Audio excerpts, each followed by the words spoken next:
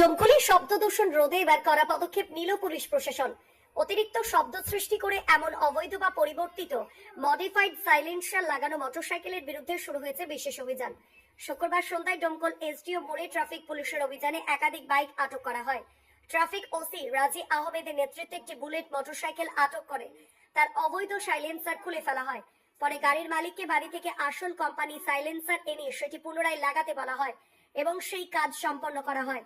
Police জানিয়েছে, অতিরিক্ত শব্দ সৃষ্টিকারী সাইলেন্সার ব্যবহার করে সাধারণ মানুষের শান্তি ও স্বস্তি নষ্ট করা আইনত দণ্ডনীয়।